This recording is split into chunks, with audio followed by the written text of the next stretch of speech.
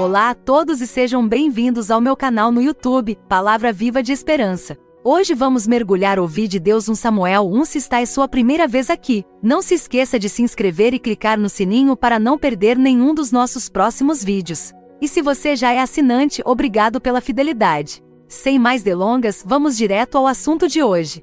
Ouvir de Deus 1 Samuel 1. Introdução. Esta manhã começamos o estudo de 1 Samuel. Os livros de 1 e 2 Samuel apresentaram uma narrativa contínua, eram originalmente um único livro. Registram o que aconteceu em Israel em termos de liderança espiritual e política, começando no final do período dos juízes, com Samuel como o último juiz, mostrando depois os reinados de Saul e Davi, um período de aproximadamente 100 anos. A primeira parte foi, sem dúvida, escrita pelo próprio Samuel, depois pelos profetas que o sucederam após sua morte. Esta manhã estudamos o primeiro capítulo que apresenta o nascimento de Samuel em 3 atos. 1. O contexto difícil do seu nascimento. 2. A intervenção de Deus no seu nascimento. 3. Sua consagração desde o nascimento. Vamos ler primeiro 1 Samuel 1.1, 8. 1. O difícil contexto do nascimento de Samuel. V1 8. Eucana era um homem piedoso, um crente que ia com sua família a Siló todos os anos para adorar a Deus e oferecer sacrifícios, certamente para as principais festas prescritas na lei de Moisés em Siló, porque era ali que se localizava o tabernáculo naquela época. O templo só seria construído em Jerusalém na época do rei Salomão, filho de Davi. Ele iria adorar o Senhor dos Exércitos. É o narrador quem usa esse nome, mas ele parece nos dizer que Eucana acreditava nisso. A primeira vez que o nome, o Senhor dos Exércitos, é encontrado na Bíblia significa que Deus é o líder do exército celestial de anjos e do exército do céu, ou seja, das estrelas. Portanto, sublinha a soberania absoluta do Eterno sobre o universo. Tanto a criação visível como a invisível. A fé de Eucana contrasta com o estado espiritual de Israel, que não poderia ter sido bom na época, por causa dos maus sacerdotes no cargo. O texto enfatiza que esta foi a época dos 2 filhos de Eli,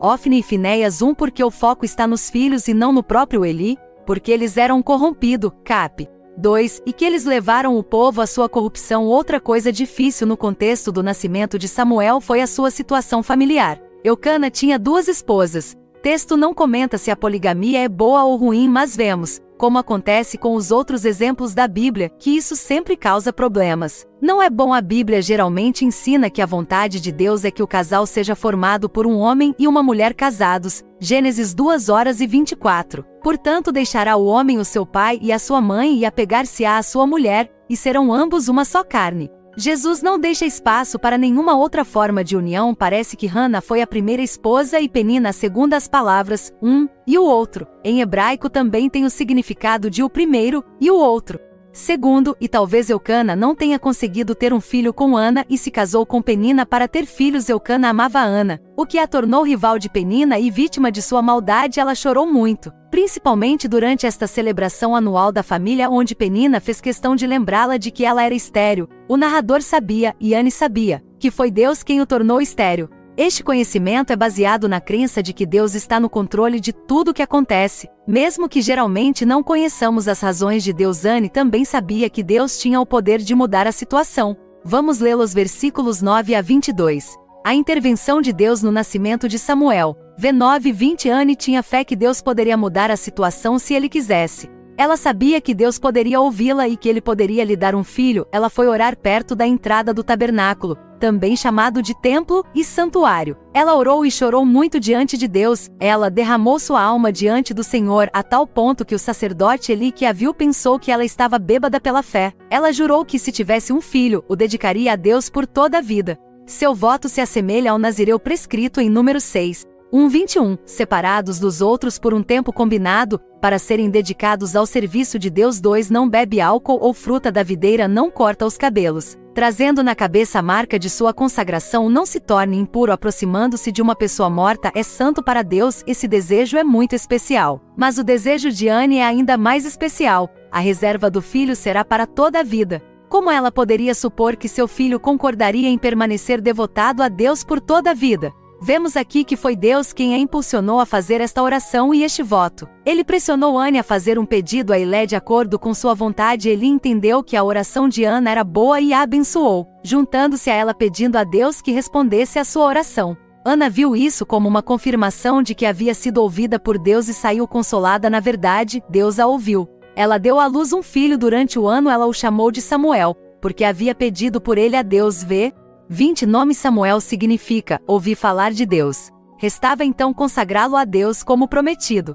Ela iria manter sua palavra? Vamos ler os versículos 21 a 28. 3. A consagração de Samuel desde o seu nascimento. 21-28. É muito importante cumprir um voto feito a Deus. Eclesiastes 5. 3-5. Quando você fizer um voto a Deus, não demore em cumpri-lo, pois não há favor para os tolos. Cumpra o voto que você fez. É melhor você não fazer um desejo do que fazê-lo sem realizá-lo. Não permita que sua boca faça todo o seu corpo pecar. E não diga na presença do mensageiro que isso é um descuido. Porque Deus deveria ficar irado com suas palavras e arruinar o trabalho de suas mãos. Anne, portanto, informou o marido sobre seu desejo. Depois que ele é desmamado, ou seja, por volta dos 3 anos, ela o levava ao santuário para que ele ficasse lá a vida toda. Eucana deixou Hana fazer isso, o que parecia bom para ele porque o amava, mas certamente também porque reconhecia que o menino tinha sido especialmente dado por Deus. Ele também desejou que o Senhor realizasse o que havia colocado no coração de Anne. Depois que Samuel foi desmamado, ela subiu com ele para Silo. 3 Eucana também estava lá, conforme capítulo 2, v11. Samuel foi consagrado ao serviço de Deus, perto do sacerdote Eli, que não teve outra escolha senão reconhecer a mão de Deus. Neste nascimento Samuel era levita, porque aprendemos em 1 Crônicas 6 que seu pai era Eucana. Então não era impróprio para Samuel crescer no santuário. Mesmo que fosse excepcional, Eucana e Ana curvaram-se diante de Deus. Anne então fez uma oração, uma canção para a glória de Deus apresentada no capítulo 2. Podemos imaginar que o coração de sua mãe devia estar dilacerado, mas ela ainda estava alegre. V2.1. Aprendemos ainda que Ana foi regularmente a Siló depois disso para levar roupas para Samuel. V2.19.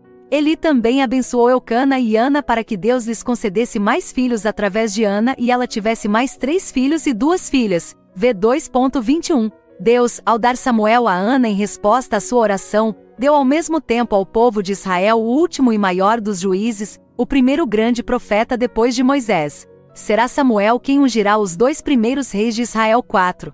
Uma imagem de Jesus Cristo para várias outras pessoas importantes na Bíblia. As circunstâncias do seu nascimento foram difíceis e até tornaram o seu nascimento impossível sem a intervenção de Deus. Isaac e Jacó. João Batista. A maior intervenção de Deus no nascimento de um homem foi para Jesus, que ele concebeu no ventre de Maria quando ela ainda era virgem. A vida de Samuel também ilustra de forma impressionante a de Jesus. Ele é um dos seus tipos, um de seus precursores.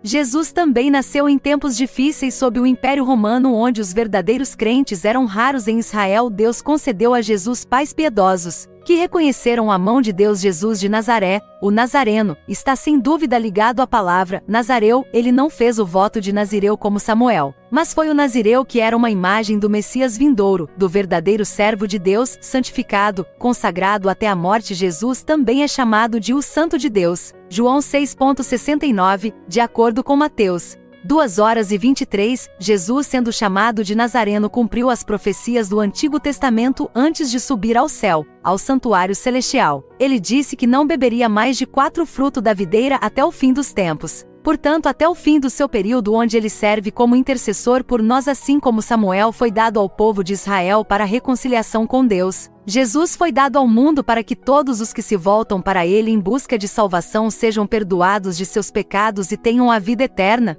reconciliados com Deus. Acredite nisso, é a única verdade. Entregue sua vida a Jesus. Conclusão: este primeiro capítulo de Samuel é instrutivo para nós. As situações difíceis que vivemos nunca devem nos fazer duvidar da soberania de Deus, o Senhor dos exércitos. Dificuldades pessoais, familiares ou nacionais e até mesmo mundiais. É Deus quem as permite. Ele tem seus motivos que são sempre bons. Cabe a nós orar para que ele intervenha, se quisermos que algo mude, principalmente se for Deus quem coloca isso em nossos corações. Se assim for, nossos irmãos e irmãs também reconhecerão que nossa oração é boa. Vamos orar com fé, expressando nossos sentimentos a Deus, aceitando sua resposta. Deixe-nos saber que somos Ouvidos por Deus. Se Samuel nasceu é porque Ana rezou. É porque Deus colocou no coração dele para orar. Reconhecer que nossa existência depende do plano de Deus. Sejamos gratos pela nossa existência, especialmente pela nossa nova existência eterna. Sejamos também gratos pelas respostas às nossas orações. Demonstremos a nossa gratidão através da nossa vida consagrada, das nossas ofertas, do nosso serviço. No contexto do Novo Testamento, na era da Igreja, não é apropriado consagrar os nossos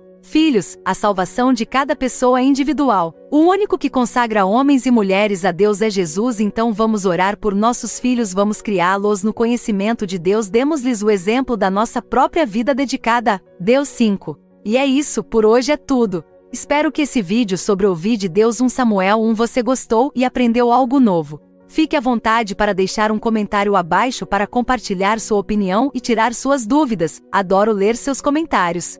Se ainda não fez, lembre-se de curtir o vídeo e se inscrever para não perder conteúdos futuros. Obrigado por assistir e até breve para um novo vídeo.